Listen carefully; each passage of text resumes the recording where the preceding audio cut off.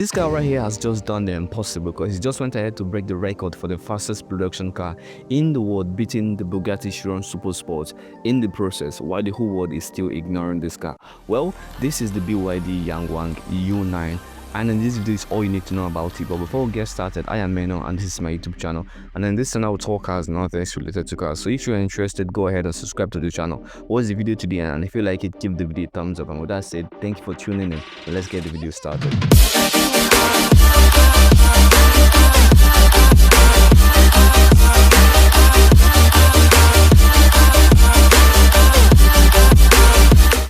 So first of all, what is the U9? So the U9 is a two-seater, two-door, all-electric supercar created by a Chinese automaker called Yangwang, which is owned by the BYD group, which is also a Chinese company. And this car is currently on sale only in China. That's why we don't hear or see much about this car on the mainstream media. The U9 now has two versions, the standard U9 and the newly introduced track version called the U9 Xtreme. And both of these versions are monstrous to say the least. So coming over to the powertrain, starting with the standard U9. So the standard U9 is driven by four 240 kilowatts electric motors mounted on each wheel, and they are being powered by an 80 kilowatt-hour BYD Bleed LFP battery pack. And altogether, the system makes 960 kilowatts or 1,290 horsepower, which is insane, and that puts this car in an elite group of cars even in today's standards. But it gets even crazier. This car uses an 800 volts electrical platform with a DC max charging capacity of 500 kilowatts, which is insane, and they claim it will be able to charge this car up from 30% to 80% in just 10 minutes, which is like smartphone's level of speed. And it also supports dual charging, which means you can charge this car with two chargers at the same time, which is very sus if you ask me, and I wouldn't recommend it. And it's very impressive that this car actually functions without, But all this is just the standard U9 because everything is blown out of the water. In fact, everything is blown to a whole different dimension with the newly introduced track version, the U9 Xtreme, which is the main character here. And let's get into it. So the U9 Xtreme uses 4 electric motors as well, but instead of the 240 kilowatts electric motors in the standard U9, they are swapped out for an even madder 555 kilowatts electric motors mounted on each wheel that are able to spin up to 30,000 RPM.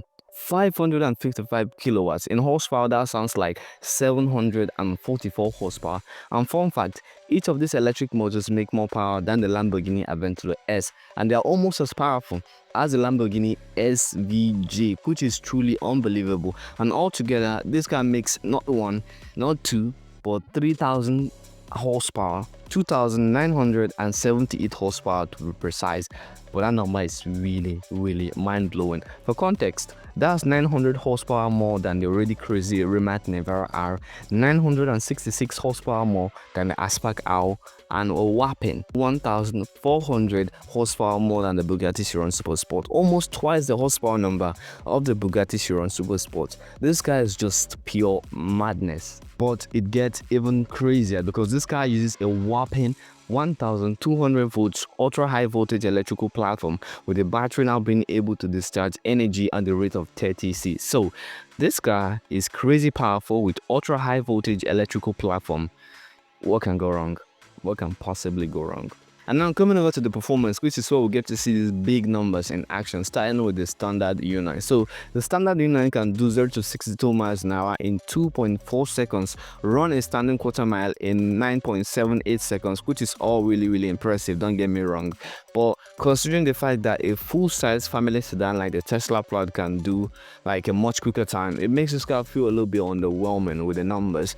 But I think it has to do a lot with the weight, because the weight of this car is really mighty to say the least, which we'll get to later on in the video. But this car achieved the top speed of 233 miles an hour. But just like always, everything is blown out of the water when it comes to the track performance of this car, the U9 Xtreme. So the U9X can do 0 to 62 miles an hour in 2 seconds flat, which is very impressive, and at the same time not so impressive given the fact that this car makes 3,000 horsepower and it's electric with instant torque. It could have done a little bit better, but let's just overlook the standing still acceleration of this car because they are not really that impressive, and the full acceleration performance of this car is yet unknown. Now I'd like to point out that the X in its name Xtreme stands for the unknown. Like the X in the name Xtreme stands for the unknown. Like, back in school, our main enemy x, 2x minus 4 equal to 10, find x, stuff like that. And that best describes this car right now, because the extreme limit of this car, like the limit of this car, is yet unknown. And that's where it gets really, really interesting. So back in August, they ran a speed test on this car and they reached a speed of 472.41 kilometers an hour, or 293.54 miles an hour. That's more like it.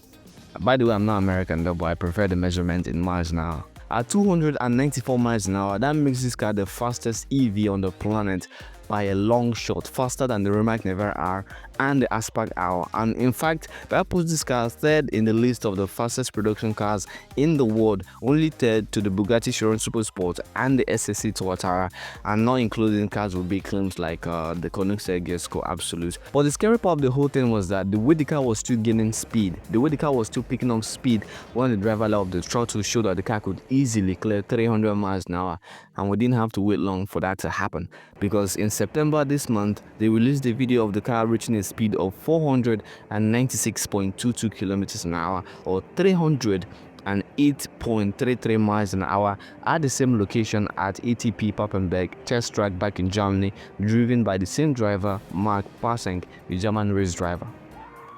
At 308 miles an hour, it's now the official top speed record for the fastest production car in the world, unfortunately dethroning my beloved Bugatti Chiron Super Sports. Like, you know, in car racing games where you max out every start of a car, like from the acceleration, top speed, engine, horsepower number, everything, this is the equivalent in real life. But that's not all. They also took this car to the Nürburgring to break another record, and they achieved the time of 6 minutes 59.16 seconds, making it the fastest electric vehicle to ever go around the Nürburgring track, snatching the record from the previous record holder, the Xiaomi SU7 Ultra, which managed the time of 7 minutes 4.96 seconds, yet another Chinese car.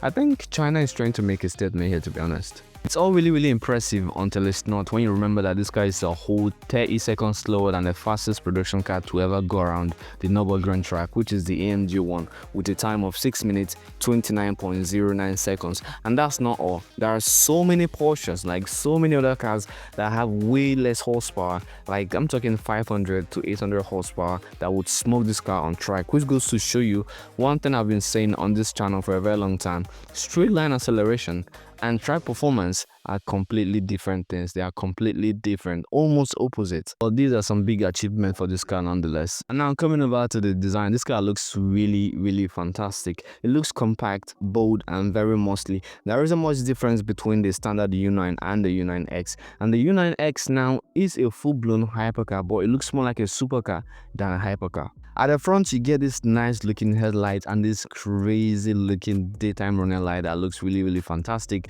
in this C shape that at some angle it looks like a McLaren, but very unique.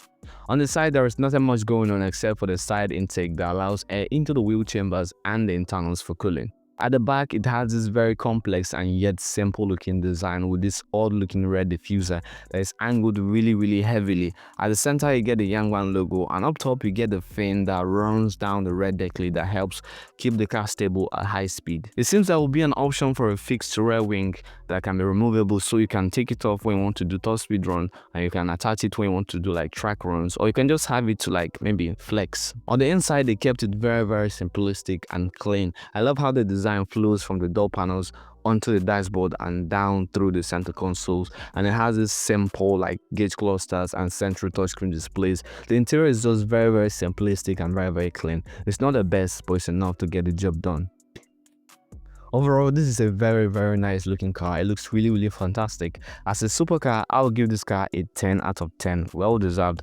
But as a hypercar, I will give it only 7 out of 10, because I think they could have done better with the aero package of the U9X, which could have improved the performance of the U9X. But it is what it is. Let me know what you think about the design in the comments down below. And coming over to the internal, this car uses a very clever adaptive body control system called the Dysys X. And this system controls everything from the damping force, the ride height, the suspension travel, stiffness, anti-squat and anti-dive, and so much more at a very fast rate. We're talking 500 millimeters per second. And oh, did I mention that this car can also dance around and bunny hop? Yes, it can bunny hop, and it can even do it at high speed, clearing up to 60 meters of distance, which is mind-blowing.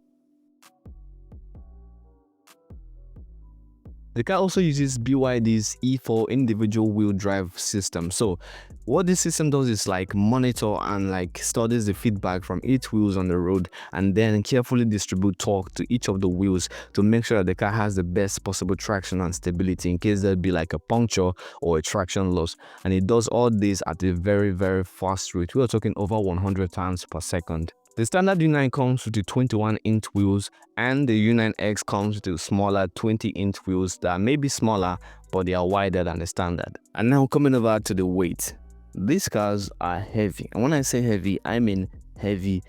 So the standard U9 weighs 2,475 kilograms, and the U9X weighs even more, 2,480 kilograms. Damn! Each of them is heavier than the 2025 BMW M5 that we all butchered to be really heavy. Yes, like I think this is one of the main reasons that like they didn't feel the need to add much downforce to this car, because the car is already grounded by the weight. Like it's really crazy. And now these cars are now officially in the list of the cars you should never let hit you. Like you shouldn't let them hit you, because if they hit you, they are crushing you. And now lastly is the price. So the standard U9, which is currently on sale in China, is sold for 1.68 million Chinese yuan. That's approximately $236,000, which is really cheap if you ask me. Like $236,000 is not a small money, like don't get me wrong, but considering the values you're getting for that price point, like it feels too good to be true. Like it feels too good to be true, if I'm to be honest. The price of the U9X is yet to be unveiled, and it's going to be limited to only 30 units, and it's going to cost more than the standard U9. But I can't help but wonder how they made cars of this caliber so cheap. How they made a car of 1,290 horsepower like this so cheap. Like I can only think of two things: either they made some big compromises in some aspect of the car that we could not see, or maybe the interior, or this is their marketing strategy to attract like a wider like range of customers from different levels in the society, like to know them and to like get to know them and buy their product. Like that's the two things I can think about. But this guy is just pure madness from all around, and I can't wait to see what happens, because this guy just declared war on the car community, and I'm all for it.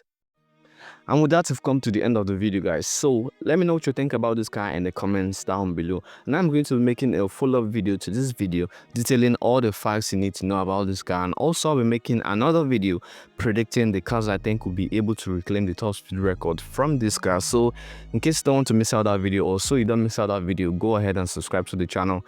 If you like this video, go ahead and toss the video a thumbs up, subscribe to the channel for more, and share the video with your friends and family if you think they're going to like it. And with that said, thank you for tuning in, and thank you for watching, and I will see you in the next one. Peace out and stay safe.